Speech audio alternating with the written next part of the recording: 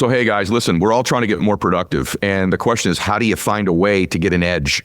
I'm a big believer that if you're getting mentoring or you're in an environment that causes growth, a growth-based environment, that you're much more likely to grow and you're going to grow faster. And that's why I love Growth Day.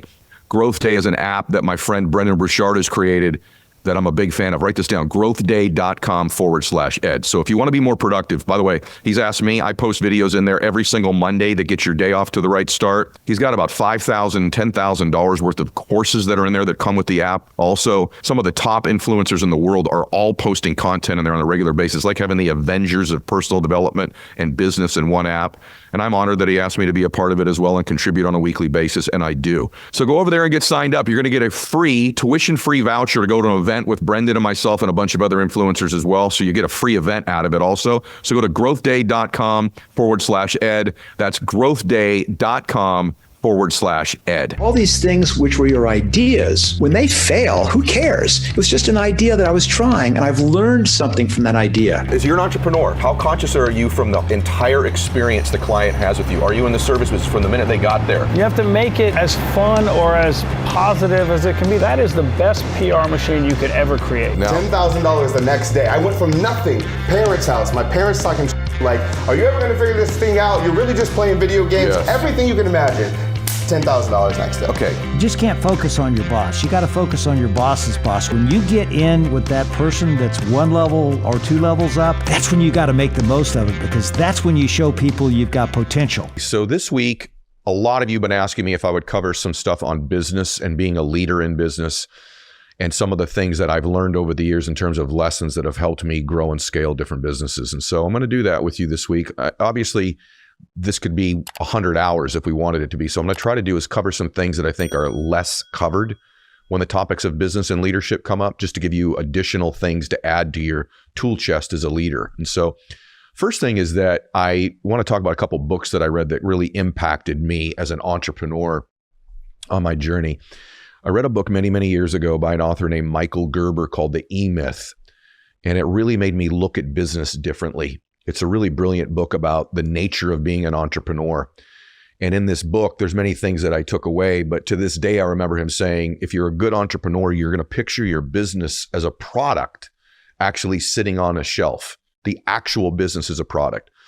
And then you can pull that product off the shelf and you can look at every single element of that business on its own. And he talks in the book about many people suffer from what he calls like an entrepreneurial seizure, he calls it. Meaning that there's a bunch of people who have gone into entrepreneurship who don't know the difference between working on their business and in their business. So I want to start out by talking a little bit about that. This entrepreneurial seizure that I learned about is that, like, a lot of people have a passion for something. Let's say they're a great baker. They go, man, I'd love to open up a bakery. And so what you end up having is a baker who's a technician owning a bakery, but they don't know how to run a business. And so they work in their business all the time on the logistics of the baking and putting the product out there. But everything from marketing to scaling to inventory to taxes to HR to profitability, these are things they don't understand as an entrepreneur. And so they're very much a technician in their business. Technicians have a tendency to have a passion or have focus. Like, I watch a lot of people that are in the financial business. They're very technically good at what they're doing in their business. So they work in their business, but they don't know how to work on it where they scale and grow a business. I've watched this with people that own gyms, that they're passionate about fitness. They're passionate about people getting in shape. And so they're great at the technical writing of the nutrition plan and having trainers and having the best equipment. So they work in their business very, very well, but they're not so good at working on it from a bigger perspective, on growing it and scaling it and getting above it and looking at their business as a product itself sitting on a shelf that needs everything any other product would need. If you have a product, a normal product you market, right? You're looking at all of it. You're looking at its cost. You're looking at its scalability. You're looking at its value. You're looking at the difference that it makes. You're looking at every element of how it feels when someone's consuming it, everything about it. Yet most people don't look at their businesses this way. So there's two mistakes entrepreneurs make. There's the entrepreneur who's the technician, in my opinion, when I've watched this over the years. They're very technically savvy at whatever their career is, whether that be real estate or, like I said, nutrition, or they've got a chain of dry cleaners, or they're a baker. They own a restaurant. They're very good technically at that part of the business, but they don't work on their business. So they work in it too much. Then there's the reverse. I watch a lot of entrepreneurs who no longer really work in their business. I've made this mistake where they only work on it. They're only thinking, they're only strategizing, but they don't work in it enough to know what the market requires, to know what the problems are that their employees are experiencing, to know what the client or the consumer really wants to have in their life. And so they no longer work in it. They don't get their hands dirty enough. It's one of the mistakes that where many entrepreneurs begin to lose their businesses. They start out working in it, and then at some point they know, man, I got to begin to work on it or it's not going to grow. And then what happens is they begin to work on it only, and they take the best player off the bench. Oftentimes the best salesperson, the best marketer, the best vision caster is you. Yet because you think you need to work on it now, you take yourself completely out of it. And now all you do is work on your business. I've found most of the great entrepreneurs, depending on the stage of their business, have learned to nuance part of the time working on it and other times working in it. I've found that when I'm working in my businesses, I'm much more effective at working on it and knowing what I can do to grow it and scale it. But when I lose the ability to work in it, and I've made this mistake, I'm not as savvy at knowing what will grow it, what will move it. And so you got to ask yourself this. And also stage of business. Some of you keep hearing all the time, you got to work on your business. You got to be a thinker, but not in the beginning stage. In the beginning stages of a business, you're mainly working in it. This requires your grit, your grind, your marketing, your sales, your everything. And so really business becomes about learning the transitions and the ratios of working on it and working in it. And obviously, as a company gets bigger and bigger and bigger, the leader of that company will be working on it more and more and in it less and less. But I still believe the great CEOs, the great leaders that I know, still walk the floor, still go with employees, still go on ride-alongs, still want to know what's going on. So they're in touch with the current marketplace in order to know how to work on it. And so I just want you to begin to look at yourself as an entrepreneur and ask yourself today, am I working on my business enough? Or am I only working in it where I can't see the forest for the trees? I'm basically in it, in the grind, but I don't have a real marketing plan. I don't have a scaling plan. I don't have a growth strategy. I'm not doing the things and pushing the levers that'll make this thing bigger. That's one type of entrepreneur. The other one is saying, no, I'm the reverse. I've got so much working on this thing. I'm so much of a thinker. I have so many meetings. I'm not in the day-to-day grind like I need to be, and I need to be working in my business more often. This ratio, this nuance, this rhythm, I believe is one of the biggest keys not discussed anymore in business that will be a telltale sign as to how you grow or if you grow in your business. The best entrepreneurs know how much time to be on it and how much time to be in it, and they are not delusional one way or the other. They're honest. They go, I am just in it all the time, grind, grind, grind. I don't ever look up. I don't have a plan. I don't have a 30,000 foot perspective. I don't know where I'm taking this thing. I'm just going to get around to that. That's a problem. The other problem is the one who doesn't do that at all anymore, though. And that's a lot of people because they don't really enjoy being in the grind of their business any longer.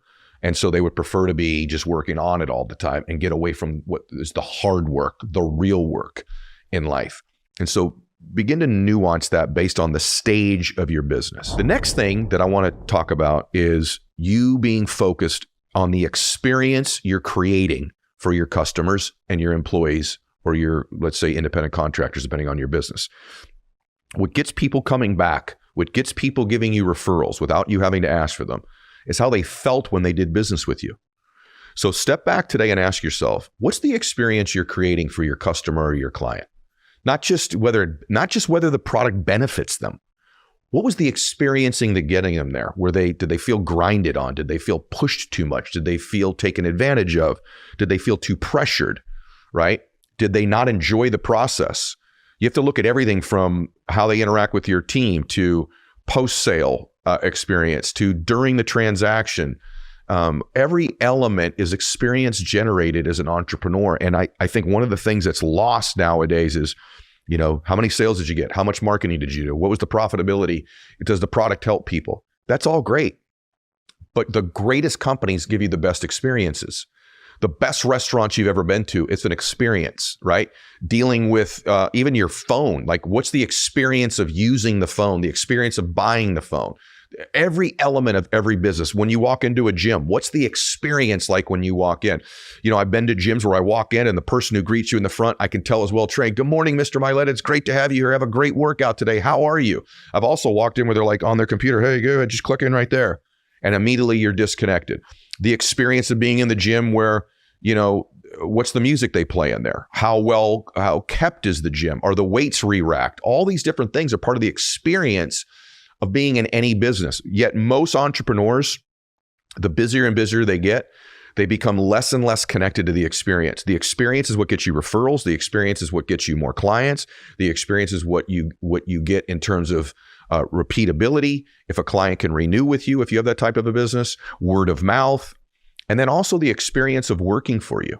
Is it joyful? Is it fun? Is it exciting? Is it productive? Is it growth oriented? Do they feel like they're contributing? Do they feel a sense of certainty yet have variety in their business? Do they get recognition?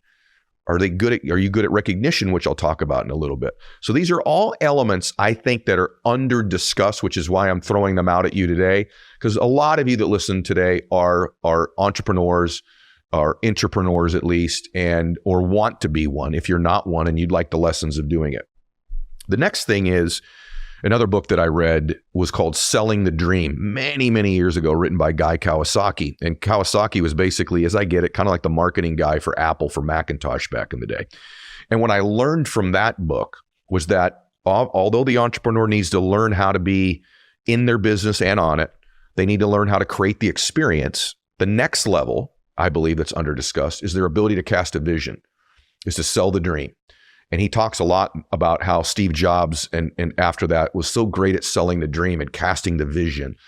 And it's something that I took very seriously. I had to look at myself and say, how good am I at selling the dream? Remember this, as a leader of a company, of a business, whatever it might be, a real estate office, a gym, whatever it may be, you need to be able to sell a big enough vision and dream that the dreams of everybody who works with you, they can see themselves fitting inside that dream or their dreams coming true inside the dream you're selling. Okay, and it's got to be a real dream. And so the best leaders are great dream sellers. And one of the things they're reminded of repeating that dream over and over again, and also that they sell it in such a way that the people that work with them can see their dreams fitting inside the one they're selling and marketing. Now, by the way, it's got to be a real dream. Also, one thing as a leader, write this down, it needs to be repeated more often than you think. You almost have to get almost tired of saying it yourself and thinking you're saying it too much, because business is not about saying, new things to old people. It's about saying old things to new people. You've got to be really good at repeating the vision, repeating the dream. The more something is repeated, and by the way, we'll talk about in a minute, other things you have to do, the more it's repeated, the more it's likely to happen. And I think entrepreneurs get what I call like a leadership fatigue of just repeating the vision, repeating the dream, thinking everyone's already got it already. No, everybody doesn't have it already. And oftentimes they need re-reminding, and oftentimes you need re-reminding. So that's selling the dream. And I want you to write this down. Number one thing you got to do when you sell the dream, and I've made this mistake, you need to back it up with your personal example. You validate the dream by showing up and working hard. And maybe that's in the business and maybe it's on the business. But I have to tell you that if you set the example, and I've done a great job of this in my career, and there's other times candidly where I haven't, where I've just gotten so busy or have so many other things going on that my own example suffered. And then the dream isn't as valid. It's not as real for everybody around you. But if they see you showing up early, leaving late, doing the things that leaders do, that example can scream more loudly than even the repeating of the vision. Like I said, there's stages of my career I've been tremendous at it. And in self-reflection, there's been other times in my career I was spread too thin or not focused enough. And I wish I had been. And that's why I'm sharing this with you. So being an example of selling the dream is important. Second thing is this. In addition to selling the dream, I think you need to consider, what are you also against? Or do you have an enemy? Or is there something that you're trying to eradicate? So I would write down against or enemy or eradication. I think great businesses have a big dream they're trying to create, and they also have something maybe they stand against that they want to fix or correct an injustice. Have something that you also can say, and this is what we're not, or this is what we're going to fix, or this is the challenge. So, oftentimes great businesses have this big vision, and they're also like, and we're going to eradicate this problem. This is a challenge. This is what people need. There's this huge need in the market. And so what are you against? If you could find something you're against, or you stand against, or you want to fix, or you want to improve, or an enemy even in business, these are things that help solidify your business that's not talked about enough. The third thing is cause. What cause are you after? What's your crusade? What's your mission? Mission-driven, cause-oriented leaders who sell big dreams, man, that also have something they're against. That cause is something so many people in their life have a huge need for contribution. They want to be a part of something bigger than themselves, particularly young people in our country right now. All the data tells us that young people right now would rather make less money and be a part of something they think is making a difference in the world than ever before. But I can tell you, as a guy who's not a young person, that I think most human beings are wired that way. Now, let's step back for a second. You've got this business where you're working on it the right amount and in it. You found that example. You're selling a big dream that you're repeating, that the dreams of everybody can fit inside, right? You've got that part going for you. You solidify it with an example. You're standing against something or something you want to fix, an injustice. Now you've got a cause and a crusade and a mission. Man, you've got something special now. You're starting to put together a business. And by the way, as you're listening to this or watching it today, maybe you're checking most of these boxes, but you're missing one. Then use the things I'm covering. They go, that's the ones for me. Or maybe it's all of it. But the reason I'm throwing out these things, I'm going to throw a few more out at you, is I want you to go, that's the one we're missing, or that's where we're a little bit off, or that's the thing I need to shift and change, or that's the one I got to emphasize more right now. Business is like, it's almost like spinning tops.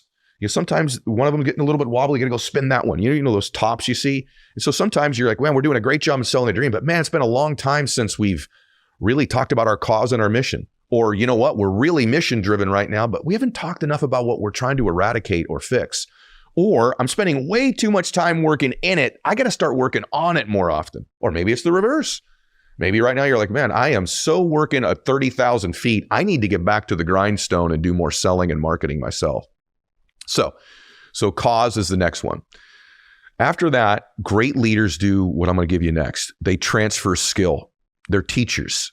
Great leaders are not just motivators or inspirers, they're teachers. And if they can't be, they put people in place who can teach the skills required.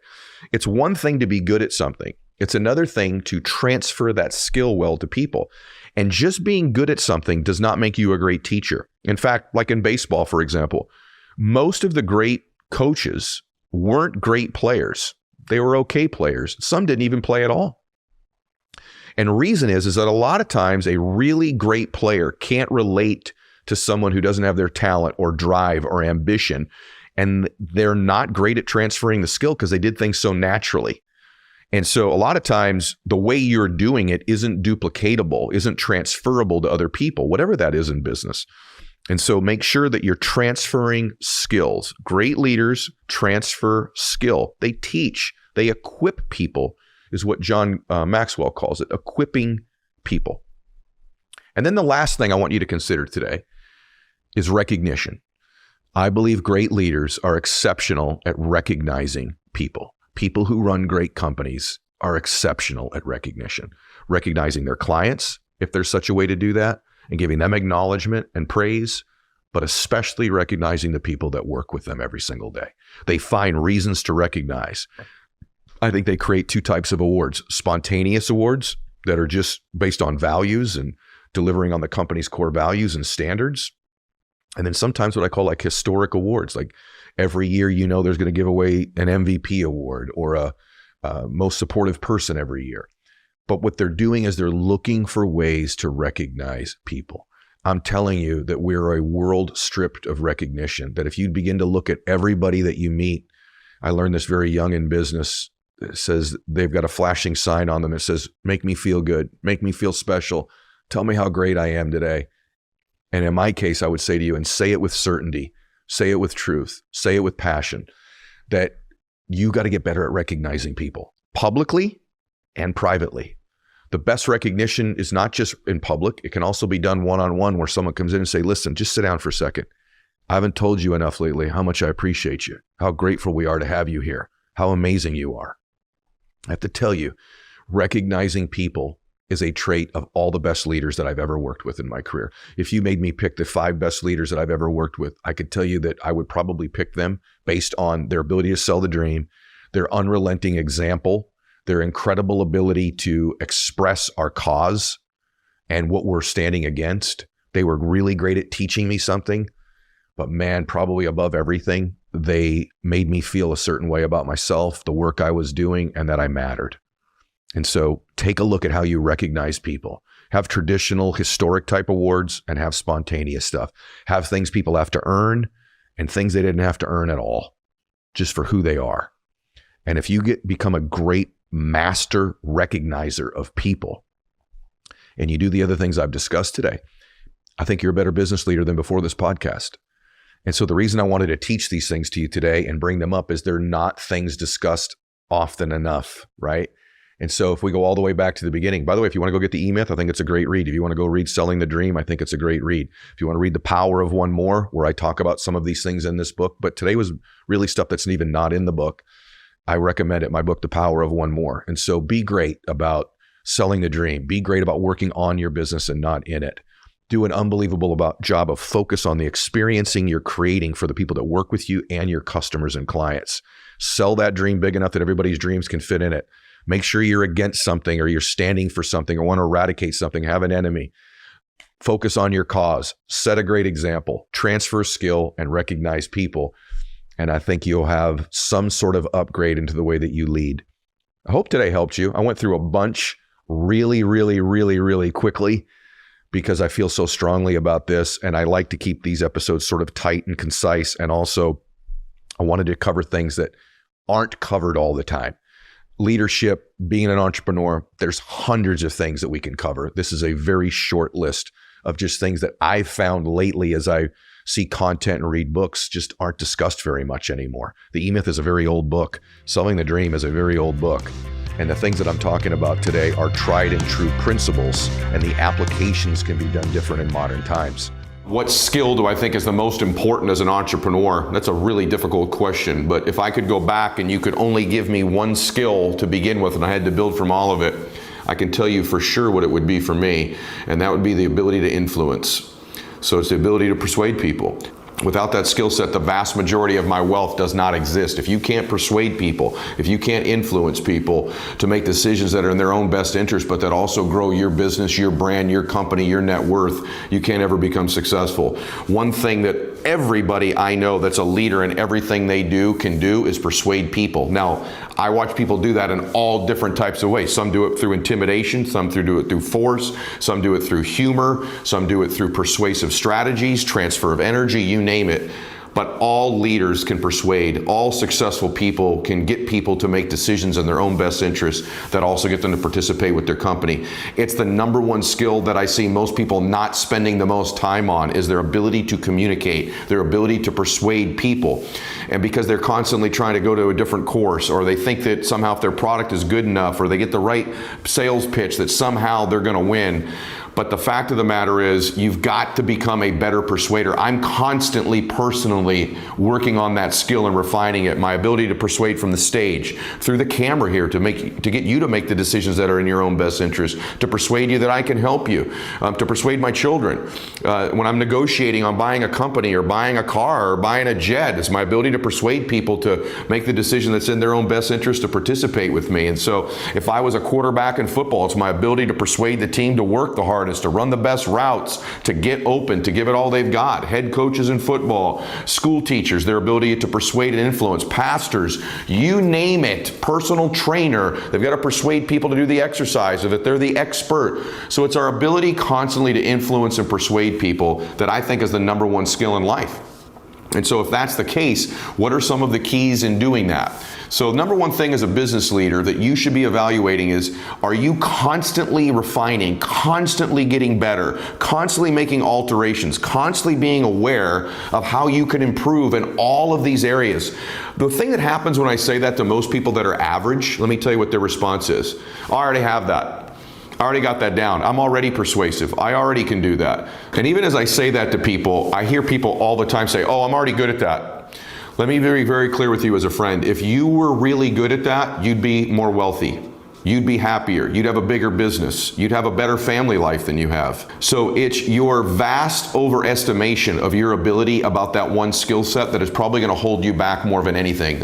As a friend, let me tell you, you're nowhere near as good as you think you are at that skill. And the fact that you think you're great at it may be your greatest detriment to moving forward in your life, because you don't think there's this gap between where you should be and where you are that'll cause you to do the work to get there. And so I never overestimate my ability to persuade. I always think I can get better. I always think I can grow. And I know there are multiple areas and sectors in which we persuade people. So I might be really good speaking from the stage, but the question is, how am I in front of 30,000 people or 100 people? How about one-on-one? How about in my family? How about to a group of 3? What about in a boardroom? What about the white-collar people? What about the blue-collar people? What about in my personal life, right? What about getting people just to make their best effort? What about in putting money somewhere? And so there are thousands of areas in which we persuade people to like you, persuade people to laugh at your joke, right? So constantly, when you buy something, persuade them. When you sell something, persuade them. Persuade your children. So it's your overestimation and thinking you're great at that constantly holds you back. You're nowhere near as good at that as you think you are, and the fact that you think it is already an indication you're not very good at it. So you might be great in one area but not great in the others. And so please don't check the box and think you're outstanding at that. Because if someone who's spoken in front of millions of people on stages from 60,000 people to 6 people, who's made millions and hundreds of millions of dollars in business, traveled the world in multiple different businesses, in athletics, I've coached athletes, entertainers, politicians, business people one-on-one, and I coach in large groups. If I know I need to get better in those areas, I would submit to you that you probably do as well. Because I'm not as good as I could be or as good as I should be in almost every area of persuasion. Having said that, let's take the business context for a second. One thing I want to challenge you to be as a leader of your business, whether it's just you're a leader of one, which is you as a salesperson, or a leader of 10 as a team, or a company of 25,000 employees, is you must become evangelical about your cause and your mission. The greatest business people have an evangelical property about them. They're evangelizing all the time. They're propagating the strengths, the benefits of their business, of their mission, of their cause. One of the great evangelists of all time is Steve Jobs. There's a great book written by a guy named Guy Kawasaki many years ago called Selling the Dream. And in that book, he talks about the way that Steve Jobs sold the dream of Apple, and he literally called him an evangelist for the cause. There's a great story in that book about Steve Jobs when he was recruiting. He knew he needed to have a CEO of his company, and he wanted to have the best. And at that time, there was a man named Scully who was the head of Pepsi, and Jobs was this young kid in his 20s trying to recruit this executive who had made millions of dollars, and he couldn't get him, and he couldn't get him, and he couldn't get him. And finally, he gets the voicemail back in those days, the answering machine actually of Scully, and he says, Listen, man, when you're tired of selling sugar water to kids over there at Pepsi and you want to come change the world, frickin' call me back and we'll do it together.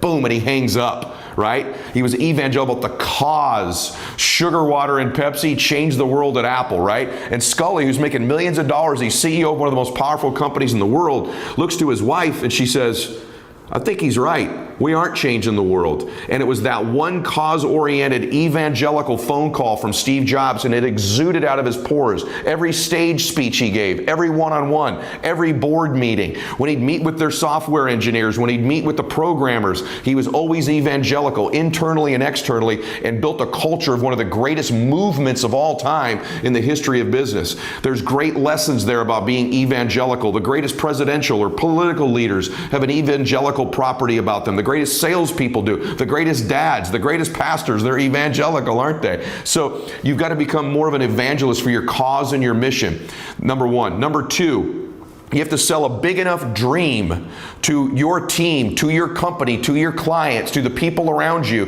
that the dreams of everybody associated with you can fit inside the one you're selling. It's got to be big. It's got to be bold. It's got to be expanding. Number three, it's got to be repetitious. You can't get tired of saying the same things over and over and over again. One of the deficiencies of leaders that are weak is they constantly think they have to say new things to old people.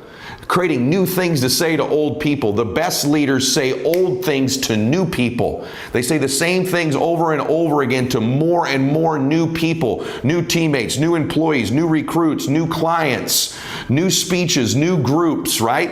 They say old things to new people. They're repeating over and over the vision and the cause of their business, of their movement. These are great communicators. The next thing, all great communicators understand whether it's words, physiology, the look you give somebody, or writing.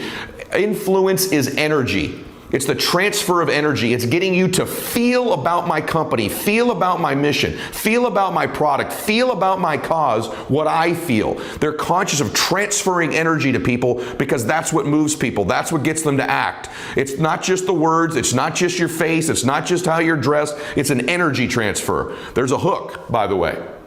You can't transfer to me that which you're not experiencing yourself. You have to physically be experiencing it in the moment. It can't just be the words you're reading from a sheet. You have to really believe it. One of the reasons a lot of salespeople struggle or recruiters struggle is they just don't believe enough. They don't spend enough time making the case like a lawyer, litigating to themselves about how powerful what they do is. And the more and more you really believe, if you're a true believer, you can evangelize your product. You can evangelize your message. So invest more time in your own belief, in your research, in your knowledge, finding third-party articles, magazines, blogs, things that reinforce whatever it is you're doing that feeds your own belief. That way you can give it to me. You can't give it to me if you don't have it.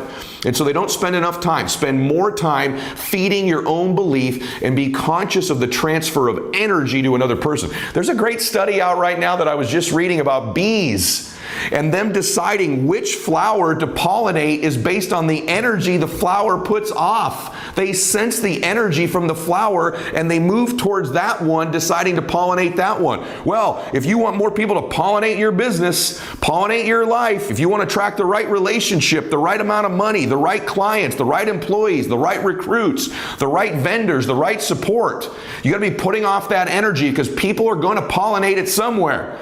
You want them pollinating with you, right? And that's an energy feeling they get from people. The bottom line is people got to be, when they get around you, they got to feel something special about you, special about where you're going, special about your cause, special about your mission, that something special's happening, something historic, something big, a big old dream. In fact, one big enough that my dream can fit inside the one these people are selling me, right? And so this is the key of moving people. The number one skill, go all the way back to the beginning. My number one skill that if I could keep only one would be this right here, the ability to persuade people in multiple areas of my life. How do I get better at it? Transfer energy. Number one, feed your belief. Number two. Number three, make sure that it's repetitious over and over again. Say old things to new people, right? And you got to be evangelical and sell a big old dream. The bottom line is that this is a process that never ends of growing us, of growing our ability to persuade people. One of the things about communicating as well is doing it with a lot of specificity. Great communicators, great influencers, great persuaders are very specific and very clear about what their message is. And so even communicating to yourself and leading yourself. I grew up walking this beach right here, this exact beach. And I didn't live like this, but I told my family told myself, someday, I'm gonna live on this beach. I didn't know who these people were that owned all these beach houses. I didn't know exactly how you got one, but I began to repetitiously transfer that energy to myself about my dream over and over again, literally thousands, if not millions of times. And now someday it happened. Now that day is here, and I live on this beach as one of 4 homes that I own. And so that's how you communicate with yourself and others, that transfer of energy. I can tell you that in my own situation, I'm always trying to, how do I evolve it? How do I modify it? How do I feed my own belief more? How do I sell it bigger? How do I back it up with more facts? The best leaders sell a big old vision. They tell a great story. The best people I know are great storytellers. Remember this, facts tell, stories sell. Most people make decisions emotionally from the story. They rationalize it logically with the facts. So make sure you're selling a big dream, a big story, and then you give people the facts. This is the way we begin to move people in our lives. This is the skill of entrepreneurs. This is the skill of building something big and building something small and building something permanent too, is your ability to persuade. Focus on your energy, focus on your belief level, and focus on refining your message. The last thing is this, say it faster and say it quicker. Less is more. You don't have to tell them everything you know. Leave a little bit to the imagination. One thing that happens, the longer and longer we're in business, the longer and longer we're around, the more and more we learn, we feel compelled to tell someone everything we know about our product, everything we know about the business, and that's not how you energize people. You give them just enough and then shut up. My dad used to tell me when I was a kid, when I'd be asking for money to take my girlfriend to the movies, he'd say, hey, don't sell past the close. Right? He had already agreed, and I'd keep selling them. And sometimes I'd lose them with this extra BS I'd be giving them. So I want to challenge you, don't sell past the close. So of all things in business, right? Time management, goal setting, vision, identity, all those things we're going to talk about on this channel are very important. But if you can't communicate, if you can't persuade, you are toast. The last thing I would say to you, how do I get better? There's lots of books, lots of tapes, but it's really, for me, it's modeling. I learned to model certain people initially and then modify. Model and modify. So I would model people, not copy them, but I would model certain people's styles, one or two different people, and then I'd modify it to fit my own personality. Model and modify, right? Don't try to create everything on your own, and don't try to copy somebody else that's different than you. You got to be you. So model and modify. The last thing I would tell you is, to the extent that you can transfer this skill to other people will be to the extent that you can scale your business. So it's one thing to be able to persuade yourself and transfer energy. It's an entirely other thing to equip other people around you to do likewise.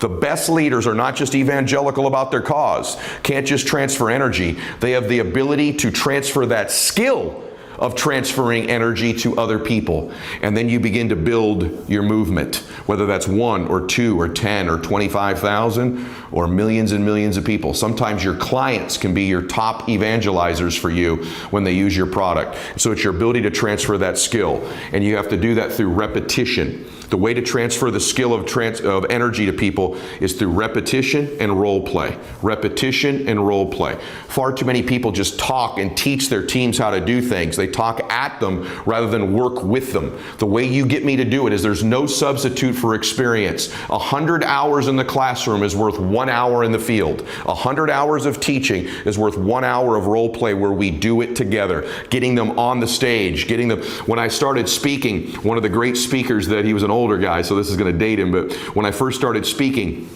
I got on the stage and I would open up for this one speaker. And then when I'd come off stage, he was a really older guy, but he'd say, what was it like to play on stage with Elvis? Meaning he was the Elvis, right? But I got to know what it was like to be on the same stage with the Elvis of speaking at that time. And in business, too often we just talk at people and don't let them get on stage with you, Elvis. There's not enough role play. There's not enough engagement. And so it's repetition over and over. Repetition is the mother of learning. Repetition is the mother of skill. It's the mother of owning it over and over and over and over again until it becomes reflexive. Because when the words and the message and the energy becomes reflexive, then when you're under pressure, when you're stressed, when you're down, when the client's objecting, you reflexively respond with your habit. But if you don't have that habit, that reflex, you begin to respond and lose energy. And so the reason repetition matters is it allows your responses to be reflexive under pressure. And then the second thing is role play. There's no substitute for that experience of being on stage with Elvis. I say it, you say it. I say it, you say it. And it's not just the words, it's the feeling. It's the transfer of energy. The number one skill of entrepreneurs and leaders of entrepreneurs is the ability to persuade, and hopefully these were some of the tips that you should be conscious of becoming world-class at it. Knowing you'll never be world-class at it. Knowing we can always get better, we can always stretch, we can always grow and improve our skills in multiple areas. Hope this helps you. All right, it's that time of year, it's cold out. One of my favorite things I've gone back to is hot chocolate. I'm doing that all the time right now. And I love laying on the couch with a blanket on when it's cold out, watching a little football or some Netflix. Yes, I do those things in my downtime, but you probably need more than that for the cold weather. And that's where the ultimate cold weather necessity company comes in, Quince. With Quince, you can treat yourself to true quality at an affordable price. Their super soft fleece sweatpants are a major upgrade to whatever you're lounging around in right now. They're comfy and cozy. I wore them Sunday watching football. All Quince items are priced 50 to 80% less than similar brands. By partnering directly with top factories and cutting out all the middlemen, Quince passes the savings on to you. Luxuriate in coziness without the luxury price tag. Go to quince.com/ed for 365-day returns plus free shipping on your order. That's Quince,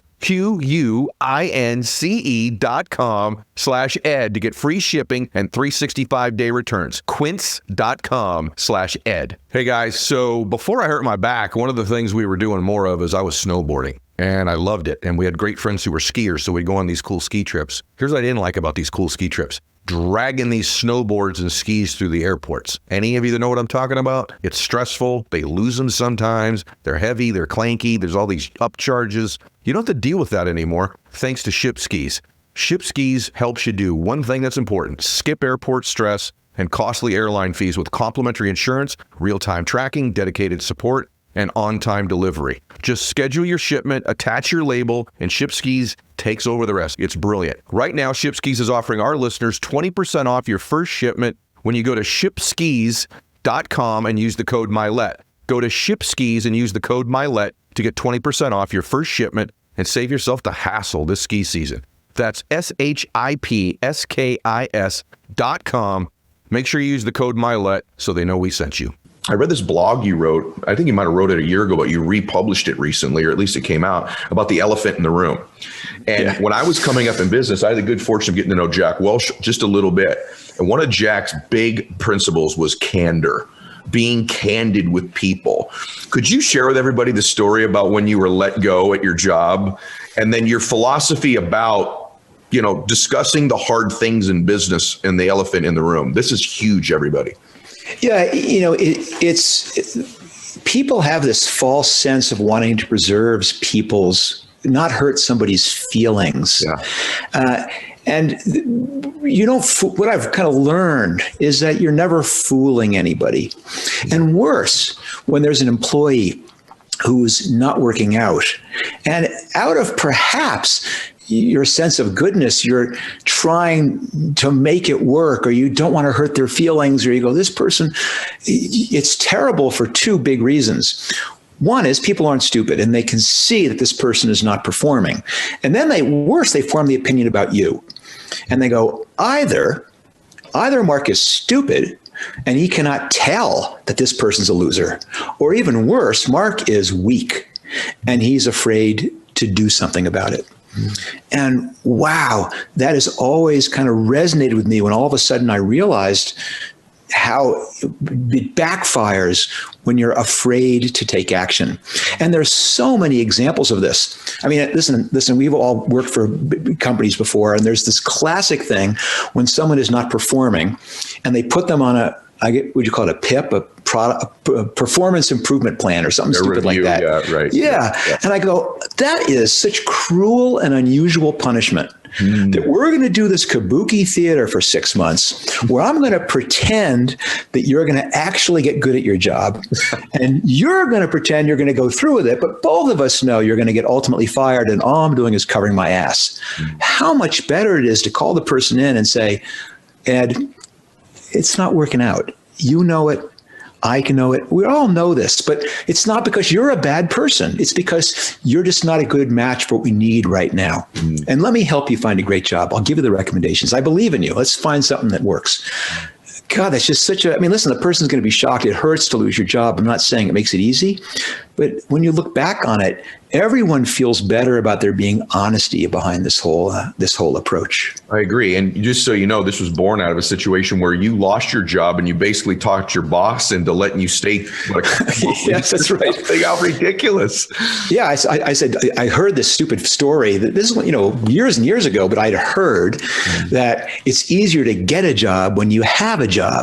So I talked him into saying, let me stay for whatever it was, 2 months or whatever it was, the severance they were going to give me. And it was terrible because I was the walking dead. Everyone knew that I'd been fired, but we were all playing along with this ridiculous play acting. Yeah, and of course, I didn't use the time to get another job. Yeah, what it does is it erodes your culture. When you don't have candor, when you keep people around that shouldn't be around, or at least move their butt to a different seat, it erodes the culture in your company and you just don't perform at the level that you could. And business is millimeters. It's inches. These little things are the differentiation between having an exit someday or becoming a world-class company, or even you becoming a millionaire or multimillionaire and not. These little things that we're talking about here. The other one, though, that you speak very eloquently about, and I really love the way that you talk about this, is dealing with failure.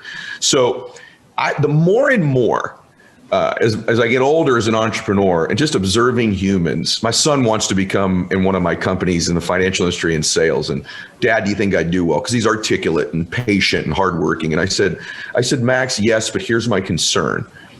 Can you really deal with rejection and failure? Because ultimately, that's what takes people out most of the time. Yet it's talked about in the 10 things you should do, but to me, it may actually be the most important thing, is your ability to deal and how you process failure ultimately. And you speak about like 97.3% of all the tests you run were failures, but talk to everybody about this notion of failure and what it means. And someone like yourself, how you process what most people would call failure. Yeah, it's funny because, I do a fair amount of work with entrepreneur programs, and I mentor entrepreneurs, and that question gets asked so often, and they put it a different way. They go, how do I know when to give up? How do you deal with failure? And it's always kind of been a strange question for me because I don't resonate with that. I don't really get it.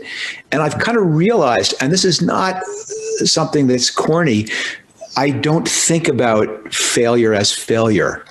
And I've kind of only now realized in the last handful of years what's going on is that I never fall in love with the idea. I always fall in love with the problem. And when you fall in love with the problem, well, the problem never goes away.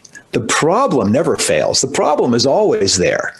And then what happens is all these things which were your ideas, when they fail, who cares? It was just an idea that I was trying, and I've learned something from that idea, that each of these failures is a jumping off point to more exploration. Even when something goes totally wrong, well, at least now I can cross those 3 things off the list, and I've narrowed down the possible approaches I have, which actually might work. Wow. And for me, this is great. That's the fundamental reason that I'm so motivated and excited that I've gotten to spend my entire life as an entrepreneur. Not because it's worked out economically well for me, not because of any of the other things that go on. It's because every day it's this adventure of I've got this thing I'm trying to solve, and I get to come into work and I get to sit around the table with these smart people and try things. Wow. And wow, sometimes some of them really work. Most of the time they don't, but that's okay. That's what makes it fun. Yeah. And it's always been this positive spin. Mark, were you this way before you were successful? Like this was a philosophy you've carried most of your life?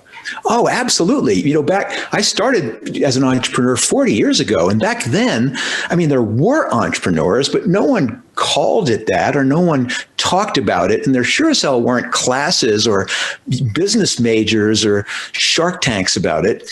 You just were a person who was compulsively driven to see something which wasn't working and go, there's got to be a way to fix that. Go to the problem solving thing for a second. I'm just curious, because if that's the thing you love doing, I used to think there's a problem. What's the right and the wrong thing to do? And I don't feel that way anymore. Do you have a personal problem solving sort of philosophy that you would share with everybody? If that's so critical, if that's something you love doing, do you have a philosophy regarding that? Oh, of course I do. And it's one of the things that's taken me a long time to learn. And I've learned that ideas don't count for shit. They don't. I hear so many pitches. I do a lot of angel investing. I work with entrepreneurs all over the world. They all want to pitch me their idea, and they're fun, and you listen. But the thing is, no idea, zero ideas end up turning into the companies that they become. The successful companies all are this winding path of one thing leads to another. Almost never, in fact, never do things that are successful lead directly from the idea they started with. And so what I've learned is that the key thing is you got to do it. that the more time you spend thinking about it, the more time you're wasting.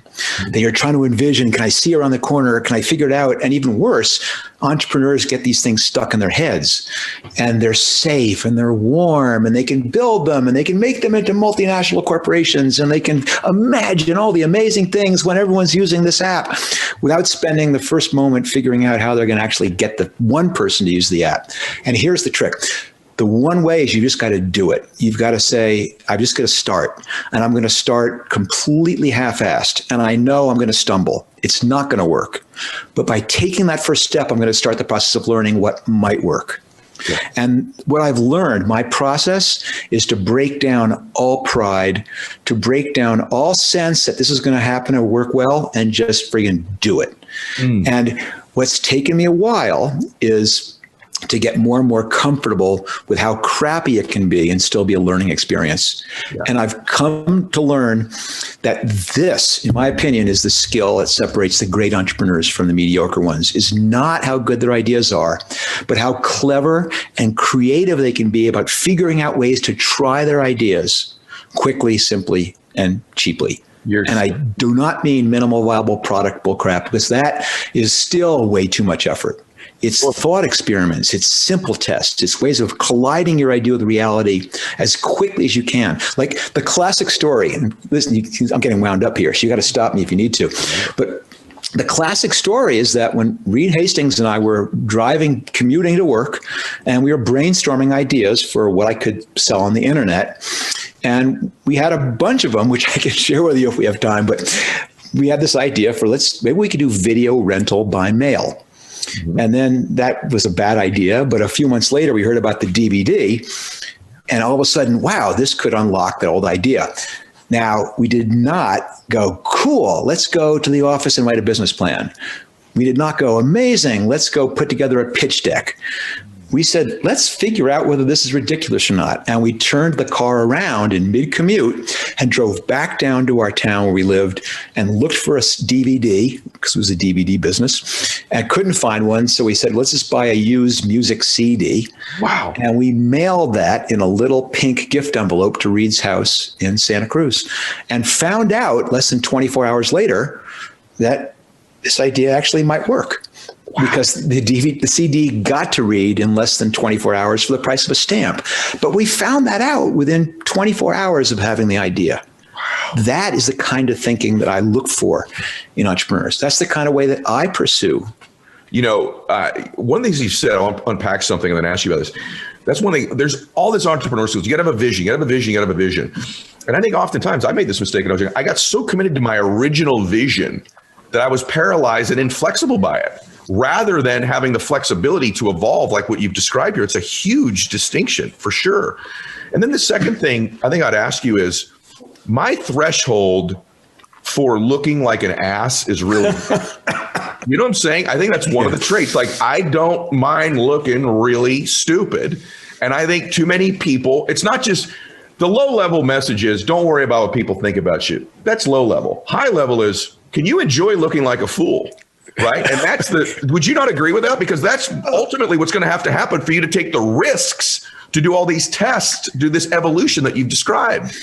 Of course, absolutely. And, you know, it's like one of my lifelong challenges has been learning foreign languages. And I've concluded the key is you've got to be willing to sound like you're an 8-year-old, because if you don't, if you're constantly just translating in your head, you never make that rapid connection. But startups are exactly the same way. You've got to make a fool of yourself. How many do you speak?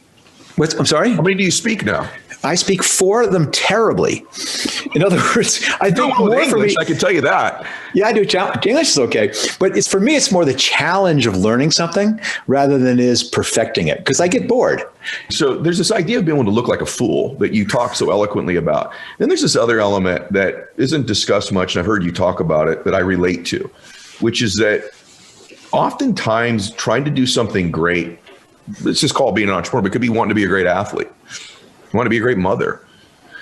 It can be lonely, you know? And I wonder if you ever felt that way on your journey. I think there's millions of people, you know, that are going to be listening to this in their car on the treadmill right now, and they're feeling connected and they're getting inspiration and value. And then when this is over, they're back to feeling pretty alone. And I think an acceptance that that's actually an indicator you're on a good journey is something that you should all know. Do you agree with that? Did you ever feel alone and lonely as you were pursuing this? Because I think that's one of the emotional things you have to deal with as well. I completely agree. And it's something that doesn't get taught, and it's something that isn't talked about. And it's such a shame because it is the reality of being an entrepreneur. I mean, people, when they see entrepreneurs portrayed in the media, they're on Shark Tank and it's exciting, or they're pitching, or they're having the launch party when they watch the Social Network movie, whatever it is. But it's not like that. A lot of it is this overwhelming responsibility. I mean, I remember early at Netflix, we were probably only a year in, and things were not going well. We had this idea that everyone said will never work, turned out to be right, and we were really struggling. And I remember standing in the stairwell, just looking out at the parking lot and thinking, I'm responsible for all those car payments. I have to make this work. I have my friends and family who've invested. I have to make this work. I have this dream of making this company. I have to make this work. And it's on your shoulders and you think about it all the time. And it's a very, very natural thing. But it's one of the reasons why they consider a two-person founding team a more stable configuration. Doesn't mean you have to, but it certainly makes it easy. And one of the roles that I've kind of played over the last 15 years or so since I left Netflix was as a mentor, as a person that a CEO of a company could talk to who did not have an agenda. I wasn't their board who was their boss. I wasn't their employees, so they had to be careful what they communicated about. I was someone who understood the problem well enough who they could talk to about it. And that's a really, really rare thing. And it's something a lot of founders, including myself, have struggled with. I see you being incredible at doing that. Even if we're talking now, I feel some of that for myself, and I'm grateful for it. And, I think one thing entrepreneurs need to know, by the way, people need to know, even if you're going to lead a family, is one of the things that comes with that is you will probably carry what I call the emotional load to a degree, maybe even more than you estimate. There's an emotional load you're going to carry that you need to be equipped for and prepared for the moments like you had in the stairwell, for the moments when you get back on that jet coming back from Dallas, for the moments when, inventory runs out or your order gets shipped the wrong way. These are all part of the emotional load, regardless of your business model. When someone quits that you depend on, if you're in the sales business, one of your top producers leave or a client account goes the other way, can you carry the emotional load? And so I hope everybody senses that. I've heard you say this before because you're a trainer, but you approach the business. I thought this was awesome because it's true of almost any business we would describe. What business are you really in? So you're a trainer, but what business would you say you're in above all? I'm great at connecting people. I can't monetize it for shit.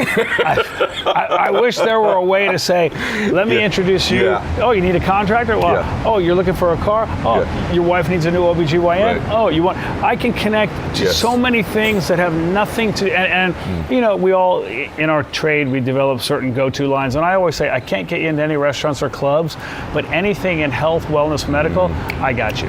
I know the top shoulder surgeon, I know the top knee surgeon, I know the top nutritionist, the top dentist. I got orthodontist, and then I have That's amazing. So, but it's being years where I am, and I can also call them on their cell and connect you like that, right? But I'll tell you, clubs, I don't even know what clubs are hot now. Restaurants, I got a couple go-to restaurants, but it's nothing that you'd probably want to go to. And it makes me happy. Nothing makes me happier than someone. I had a call a couple weeks ago. Somebody said, I chipped my tooth. What can I do? And it was a Friday afternoon. I go, stand by. Boom. Yep. And they were in the chair within 2 hours getting the video. And I thought, that's what I can do. Because you approach it like I've never heard this before. You approach it, this is such a lesson because a lot of trainers watch this, how do I grow my practice, right?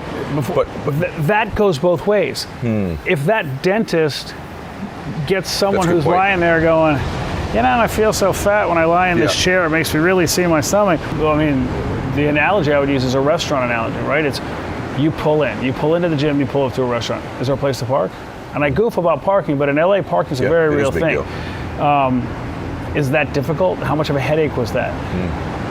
getting into the place? You walk in, is there someone who stops you, greets you? Do they remember you? Is there a rhythm and a flow to what you do when you get there? Or is it a whole check in, who are you again? I mean, little things like that can slow the roll, and it's a lot less fun overall. And the next time the person has to go to that, they go, I'm not going. And then to me, then your cancellation rate goes up. Even if you're charging for cancellations over time, that goes away too. Yeah. You won't go back to the same restaurant if, forget the food I take for granted. If the whole experience that preceded the meal was a pain in the ass. Bro, I had one of those last night. The food was great. The experience was crap. We'll never go back. And the experience can be bad on either end. Yeah. Right? Mm-hmm. Usually we tend to, selective amnesia, we tend to forget what happened in the middle if the food was good, right? Mm-hmm. But if you ask for the bill and it's 20 minutes, puts you in a bad mood on the way out. If you get to valet, 20 minutes, and valet is a real thing in LA. Every restaurant is valet, or a lot of them, right? That kills the whole vibe. Yeah. Right? Yeah. Or the waiter just disappears and you can't even ask us. You're like, we've been here 15 minutes. You were at my dinner last night. All of those things happen. No, but I think as you're an entrepreneur, if you are one watching this, how conscious are you from the entire experience the client has with you? Are you in the service business from the minute they got there? Cold water, room temp. Some of my clients like cold, some like room temp. We have water and towels out for every person. That's a service. Well, I don't provide that. Well, you should. And if you don't, we can't afford that. But raise your rates. If I ran a hotel, the minibar would be free. Now the room would cost a lot more, but the minibar would be free all the time. Yes, you're going to get a couple of jerk-offs who empty the minibar out as they leave. Okay, fine. But you're also going to get people who don't touch it. Yeah. And you need to find that sweet spot in your price point to make that work for you, because nobody at the higher end of any service wants to be nickel and dimed. I 100% believe that, and I think you entrepreneurs listen to this. I don't care what you do. I don't care if you have a bakery, a dry cleaners, or you're a software engineer. All of these things are so important as an entrepreneur. See, these are the things like, and I mean this with respect, you know this, it's not just the zip code. Because for someone they have to want to come back.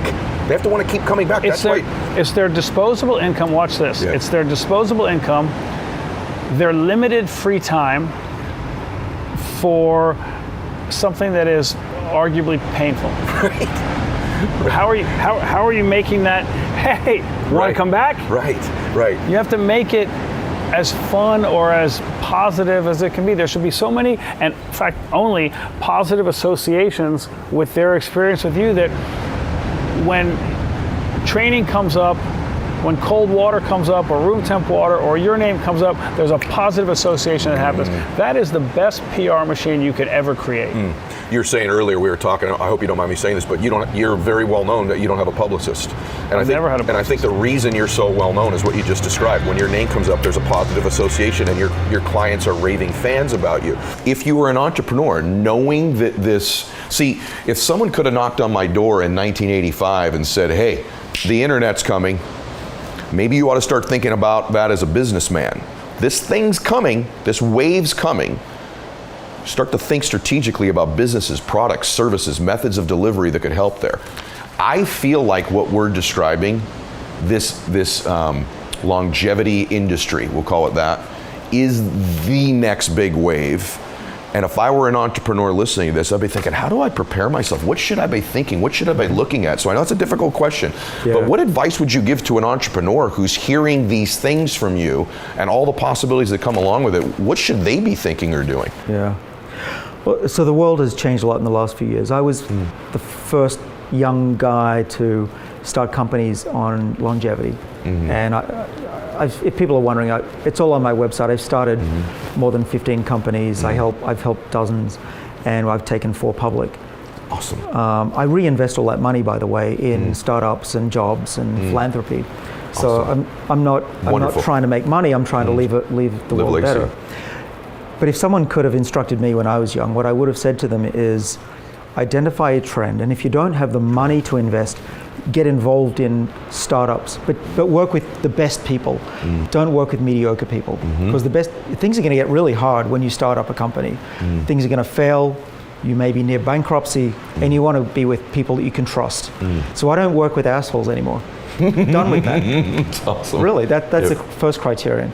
And my friends are all like family to me and vice versa. So that's actually one of the best bits about getting older is you have this group of people you can trust. But from the outset, I wish that I had always worked with the best of the best. So look for that.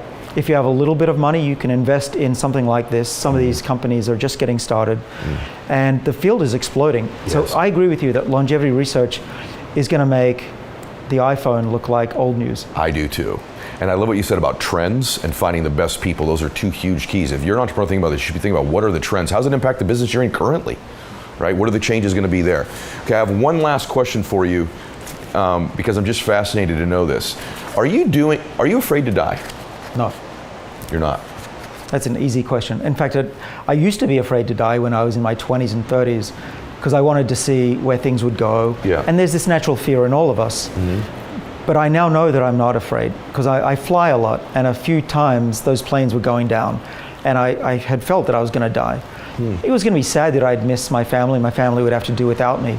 But personally, I'm not worried about that. My wife is the opposite. She grabs onto my arm and I'm going to die. And I said, if we die, we die. She said, I don't want to die. And I'm just like, as long as it's not too painful, I'm good with it. So letting go of the fear of death was one of the best things I ever did in my life. Because now I can live without fear. You got it. That's the key. What we're going to do now, we're going to step in, we're going to finish the story piece, but now you're going to step into what I know about this man. We're going to step into his brilliance. He calls them superpowers. You have a lot of them. You distill it down to one, but I think one of them is and you won't acknowledge this, I think you have a high IQ. I think you critically think quickly. And I think you have an unbelievable ability, which all great visionary people do, to take very complicated things and make them sound very simple, which is why this is going to be so good what we're about to transfer into. But we need to know how you get there to step in, because it almost became out of almost like necessity that you end up in this space. I worked at a call center enrolling people into online colleges. It was a college called Ashford University, and my job was to make 600 calls a day enrolling people into the school. I'm not even gonna get started on there, but that's where my passion for education really sparked, because it was the opposite. Like before it was, what do these people at University of San Diego know that the people on welfare don't know?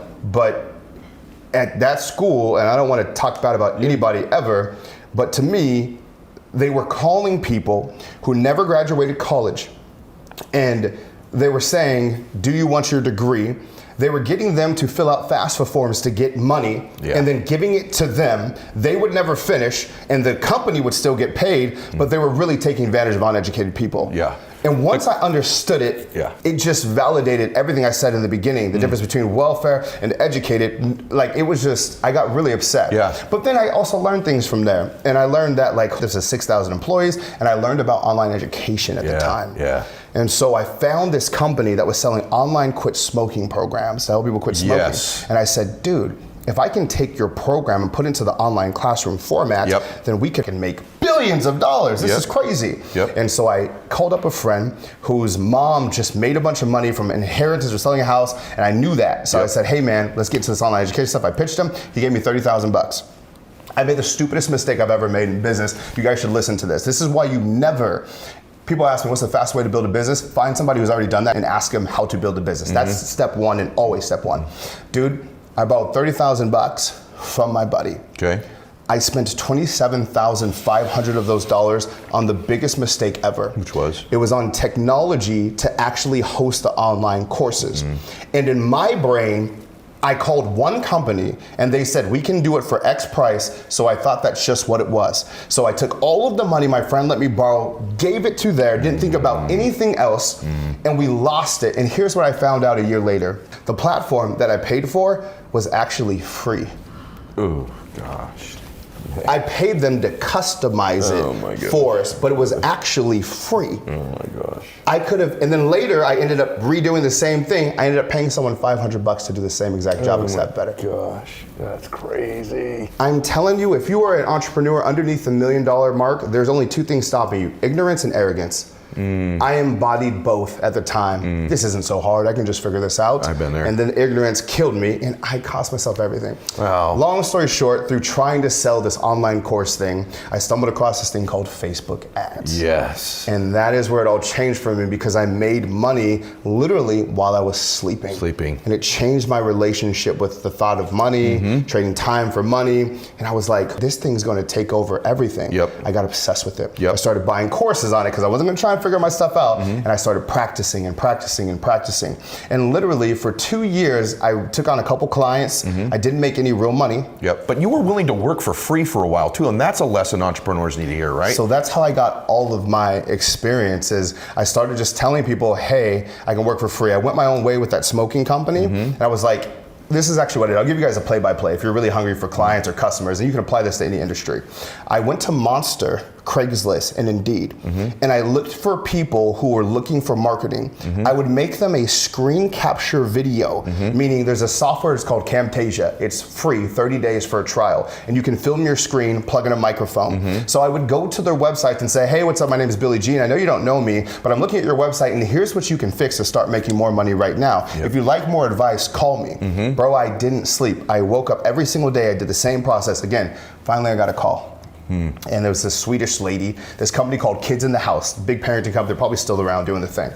And she calls and she says, hey, I love your video. We'd love to help you. Can I hire you to be a consultant? I said, what the f is consulting? I don't know what consulting is. This is crazy. But like, I just needed money. I was like, whatever, sure, yes. Like, ma'am, absolutely. Tell me what your consulting needs, blah, blah, blah. Long story short, she ends up paying me $1,000 to consult for her. I went up there, I showed them what I can do, and I realized it was validated. I knew what I could do. And then I did that same process again and again and again and again. I started getting clients, and now I had an agency on accident, not on purpose. And then finally, I took all of the winnings I was getting, because I was killing it for people, and I recorded a short video. And here's exactly what I did. I'll give you guys tactical step-by-steps. I went on Amazon. I got a green screen for like $40. I got a tripod, which cost me like $20. I got a microphone cord, a lavalier mic, which probably cost me $7. And I sat down at my parents' house, and I said, and there was a wetsuit company I was working at the time. I said, hey everybody, I made a short video, and I said, hey everybody, here's how I sold $150,000 worth of wetsuits using Facebook ads on a $6,000 budget. If you want to see how I did it, click here. And I brought them to this 10-minute video of me outlining exactly what I did. At the end of it, I said, if you want to work with me and you want me to do the same thing for your business, click the button below and schedule the time to talk with me. $10,000 the next day. Oh my goodness. So here we go, everybody. Now, $10,000 the next day. I went from nothing, parents' house, my parents talking like, are you ever gonna figure this thing out? You're really just playing video games? Everything you can imagine. $10,000 next day. Okay, I want to start out a little bit just to give them context, because you haven't just done this once. You've had multiple successes. Just give them a little bit of your background, because I don't think that was an adequate introduction about the businesses you built and what you did with them. Yeah, so I started my career actually in banking. So there wasn't really the startup scene back when I was in high school. I graduated high school in 1989. Me too. Oh, did you? Yeah. Okay, great. Yeah. College in '93. Yeah. There wasn't really this startup scene, and so, being from New York and the stock market and stuff was kind of a hot thing to think about as a kid. And I got into stocks at a young age. From 10 years old, I had a little book that I would look in the newspaper every day and write down the stock prices. Kellogg, here's what it was up this, and tracked them, and read about stocks as a kid, and started getting and reading books on derivatives when I was in like 7th grade, 8th grade. Wow. But my whole childhood was filled with all these entrepreneurial things that I did, not realizing that could be like a thing, like you could actually be an entrepreneur and start something. It never even occurred to me. Don't you also think though, like if you're a parent too listening to this, because I had that entrepreneur bug and I didn't know as a kid too. We both had baseball card businesses, and you and I both had lemonade stands, and I had an auto detailing business. And I think if your kid shows that proclivity early, you should be feeding that, because we are in that world today. So in your case though, it fascinates me. So you kind of have this entrepreneurial spirit, you go to college, first dude in your family really to do that. You do well, you're doing very well in the banking space. And then, but you've got this entrepreneurial bug sort of floating in you the whole time. And there's a lot of people listening to this that want to be entrepreneurs, but they're out of job right now. You know, they're winning where they're planted for now, but they've always wanted to have their own thing or start something. And in your case, what I love is you didn't even know what the hell it was, right? So one day, tell them, you just basically walk into your boss and go, hey, and what did you say? Yeah, I just walked into my boss's office one day. This was like about almost 7 years into my banking career, and I was executive vice president, chief risk officer for this bank, making a ton of money. Never thought I'd make that much money, you know, just because, you know, it just wasn't a thing, you know, growing up, thinking that was possible at that age. And but I knew I wanted to be an entrepreneur. I knew I had to just go all in. And so I went in my boss's office and just said, his name was Jerry Goldstein, and I said, Jerry, hey, I just want to tell you that I'm going to resign. And he laughed. He goes, come on, what do you mean? Nobody's going to pay you more than I'm paying you. And I said, no, I'm going to be an entrepreneur. I'm going to do a startup. And he's like, really? Well, you must have a great idea. I said, well, I don't really have the idea yet, but I need time to think about it because I need to go all in and do it. But didn't people think you were crazy? He thought I was crazy. He really thought I was crazy. The people around you, like, you're going to leave this really good job, like, I want to be, but you don't even know the idea. Yeah, everybody thought I was crazy. No capital either, right? Like, not a lot of capital. Well, he thought I was so crazy. He said, you know what, put me down for your first, I think it was 50 grand. No way. As an investor, 25 or 50. The guy you're resigning from goes, well, when you figure it out, I'll give you $50,000. Yeah. And so I knew nobody. It wasn't like, you know, we had family, friends, and things that had money, and I started with angel investors. It was that first bit of money. And then he basically introduced me to two people. He said, hey, you should go talk to these two people. And then from that seed, I wound up talking to, I don't know, maybe 200 angel investors, and I got 60 investors to invest a total of $5 million. Nope. No venture. I didn't know any VC. I didn't know anything about the startup world. I didn't know what a cap table was. You know, it was like, I knew nothing. But I got 60 angel investors to give, on average, what was, you know, about 80 grand each, and it was like $5 million, and that was the thing. I try to tell people all the time that you don't have to have everything buttoned up and know exactly what you're going to do. You kind of just go all in. And a great example of this was, I agree. We started, you know, there's like a CPA, a chartered, you know, accountant, and there's the CFA, chartered financial analyst. There was nothing for financial risk managers. You couldn't get certified. So I was talking to my boss and became a friend, and I was like, you know, why don't we just kind of create an exam for risk managers, because it doesn't exist. And he was kind of like, yeah, well, you literally created an industry. Yeah, how do you create an exam? And so we started talking to people, and basically they're like, well, you can't just create a certification. They're like, who are you? You're like 24 years old. You can't just start an exam. Like, who's gonna like accredit it, or who's gonna? And I said, no, we'll start an association. Wow. And a not-for-profit association, and that association will credit it, you know, and then we'll kind of do the exam. And so everyone's like, you know, that's crazy, you can't do it. So I said, you know, forget it. I'm jumping in. What we're going to do is we're going to set up a website. We're going to put up a date for the exam. The first thing we did was a date. We just picked a date, like it's May, you know, whatever. I don't remember the year, 98. Here's the date. It's New York City. Actual date, and here's the outline of all the things that are going to be on the exam. Send a check for $500, and you got your seat, and then that's it. And so we just put it up there, and all of a sudden we started getting checks. People started sending checks, and it was like, so we looked at each other like, I think we need to write this exam now. Oh my gosh, there was no exam at the time. No, it was just, we just started with the date and the agenda for you know the topics. Yes. And we started getting all these checks, and we got 34 checks, $17,000, and 34 people. And so we decided, so me and Lev sat down, and we spent weekend after weekend, nights and things, writing this entire exam on every topic. And we gave also recommended readings as well. And then we went to New York City, we rented out a place, and we administered this exam to 34 people. And then we went home and corrected it. We decided where the pass-fail was. We sent certificates to the people that passed. And now today, it's still in like 50 countries around the world. There's like thousands of people taking this exam. You're a trip, man. Like no, but it's just a great. And I'm just saying that only because people think that when you start something, it has to be like buttoned up, or you need to have a plan, or you need to know your next step, or whatever. And what I always say is, you know, just take the biggest step you can with your next move. Yeah. And that's it, like toward your vision. You have the vision, and just take the biggest step you can. And for us, the biggest step we can take was Here's the date. I believe that. Here's the common line of the entrepreneurs who've been on the show, or my friends that are entrepreneurs, is they're willing to step into spaces they're ill prepared for. And they go, when I get in there, I'll figure it out. And then when I get in there, I'll figure it out. When I get in there, I'll figure it out. And in your case, and then I want to go to some clues, because success leaves clues. And what I want to spend our time today on are those clues, are those lessons you've learned. But it's just for everybody to give some context. What made me attracted to having you on was the diversity of your success. So this is, an exam for risk managers, right? Success in that space.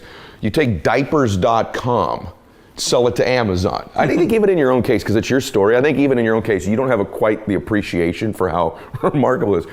So you take diapers.com, sell it to this little company called Amazon, right? I'm kidding.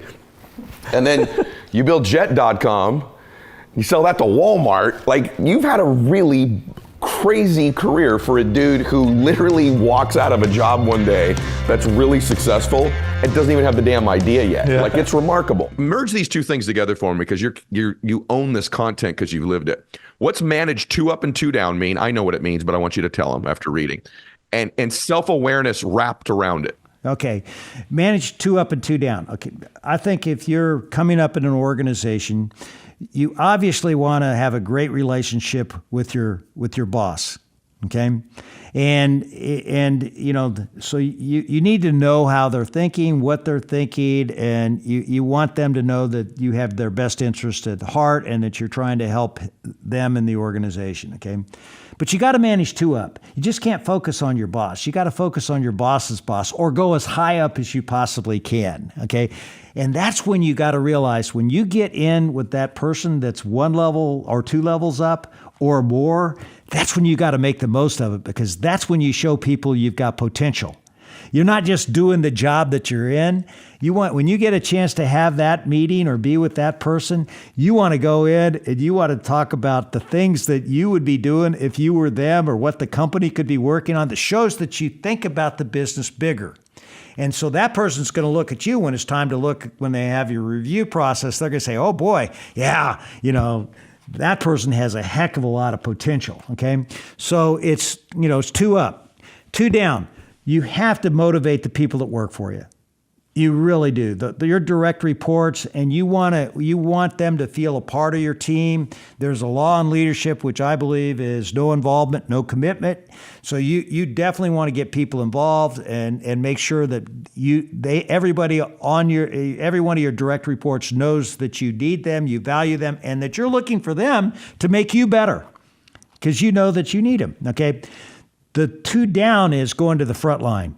Go as close as you possibly can to the customer, where it really happens, and make sure that whatever you're thinking is really, really happening where it matters most, which is with the front line who's making it happen for your customers, and make sure that it really works. So you need to validate, your own assumptions and the thoughts that you may have.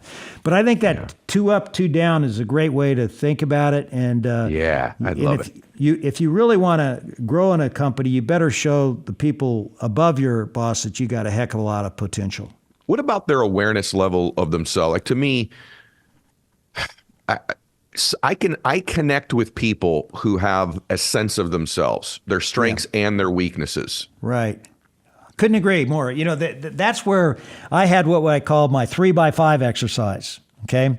And every year I do it myself, and I put I do a 3x5 card, and I write down, who am I today and what do I want to be tomorrow? Okay. So for example, believe it or not, when I was coming up, I was really enthusiastic, really passionate. That's hard to believe. Yeah. I mean, but you know what? When you're 26, 27 years old, you're working around a lot of people because you're getting promoted faster than other people. You got to temper that enthusiasm. You got to temper that passion so that people will see you as more mature. But you have to be aware of how people think of you. In my book, Taking People With You, I write about, my leadership style. And I'm a marketing person. That's how I came up. But in marketing, I always ask the question, what perception, habit, or belief do you need to change, build, or reinforce to grow your business or grow yourself? Okay. So when it came to people and leading, I would always ask myself, what perception, habit, belief do I have to change, build, or reinforce to take people with me? And they might say, like when I was at Pepsi, Wayne Calloway was the chairman of PepsiCo. I loved Wayne. I was with Paul Bear at his funeral. We loved each other, okay? But he saw me as a marketing guy. I went to him one time and I said, and I'd always go in with those 4 or 5 ideas to show him I have potential. And then he finally asked me faithfully, he said, David, what do you want to do with your career? I said, well, I want to be a division president. He said, well, you're a really good marketing guy. And I said, well, Wayne, I want to be a division president. He says, you're a really good marketing guy. I said, well, Wayne, I want to be a president. He says, I'll make you president of marketing. We could improve PepsiCo's marketing function. But when I walked out of that room, I had the self-awareness.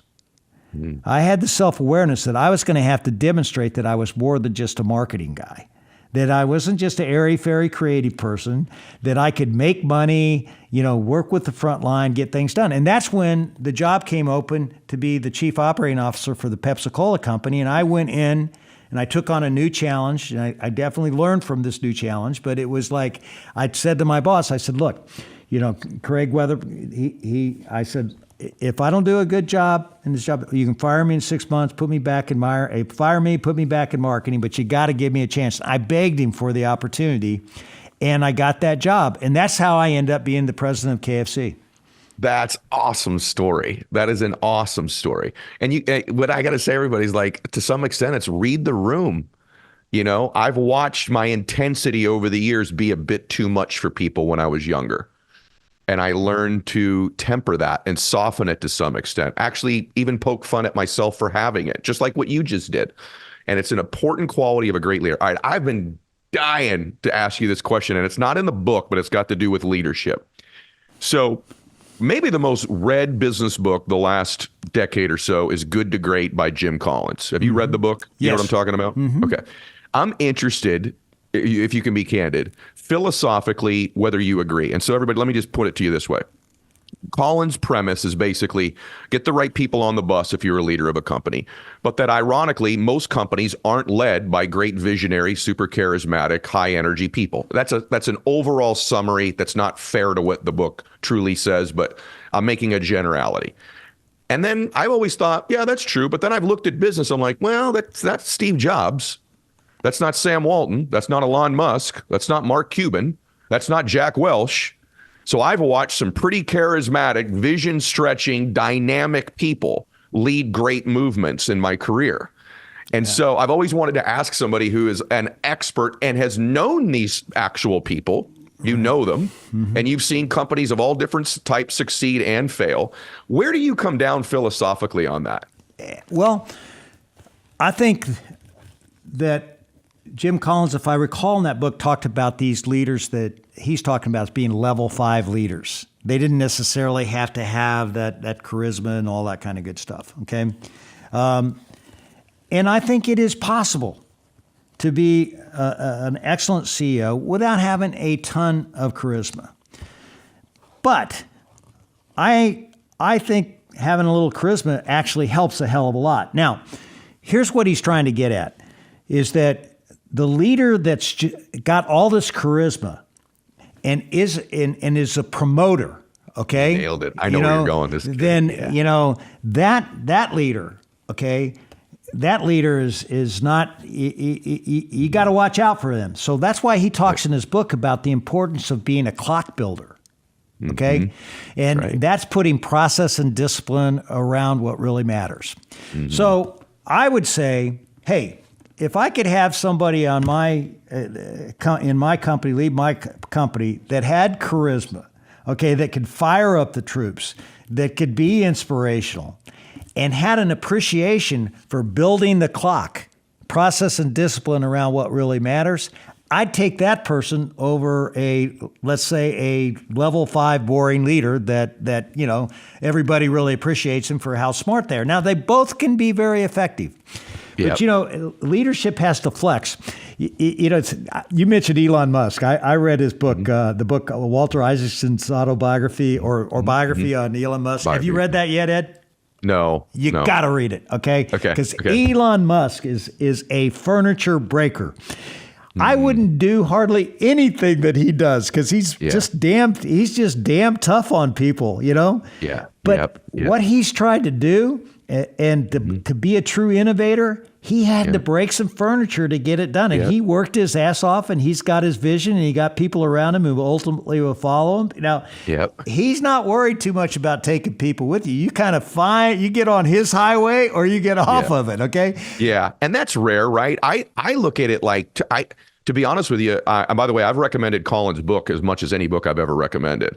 But I've also looked at business, and I think what he's warning against is these super high energy, charismatic leaders lack humility sometimes, lack self-awareness, lack the ability to still learn. So to me, if you're a high energy, super charismatic leader, you especially need to read David's book. Because it comes with the territory. When you're a big driver and high energy and visionary, you really better have the skills of learning, fostering this environment that he's describing, recognizing other people. So to me, it's kind of the combination of both. I just love your answer about that too. What about process and discipline? But you use it like in the book, like a golf comparison is the way that you do it in the book. Yeah. You know what I'm talking about? Yeah. You have to have a process and discipline around what really matters. In every business and every team, there's things that really matter. And if you want to have great execution, you can't leave them to chance. You got to have process and discipline. So think about, let's just take Jason Day, for example, okay? A great golfer. You watch him on television, right? He closes his eyes, okay? You know, he visualizes the shot. Okay, what's a good shot look like? Okay, he opens his eyes, he sees that shot, he goes in there and he does the same thing every single time because he knows that he's got visualization is the key to him really pulling off the shot. All these guys have great golf swings, but do they see the shot? Yeah. And if you see the shot, you have a real good chance of hitting that shot. And I think in business, you know, you have to have process and discipline around what really matters. I mean, if you want to make your customers happy, you got to measure customer satisfaction in some kind of way and hold people accountable for that. You know, measures a lot of times can be boring, but they're very important because measures show people what you really expect, as you well know. And but those measures should be around what really matters. You know, so many times people have 1,000 measures. They're measuring everything. I remember when I went to Pizza Hut, you know, I couldn't believe the measurement book we had. And I said, people, you know, I think people can only remember, 3 of the 10 commandments? What makes you think you're going to remember 20 things here? And all these things are not created equal. So leaders have to be disciplined enough to figure out what really matters in their business and then build the clock around it. So good. I just think in listening to you, how cool this time in history is that for free right now, somebody is in your brain about this topic because this space exists now. 25, 30 years ago, there'd be no access to you in a live conversation. It's like, I guess what it goes to is my gratitude for what we're doing right now. Every once in a while in these interviews, I go, this is crazy good. This is crazy good. And I want to acknowledge that with you. I'm just so grateful for your wisdom. It's just very special that we get to talk about this.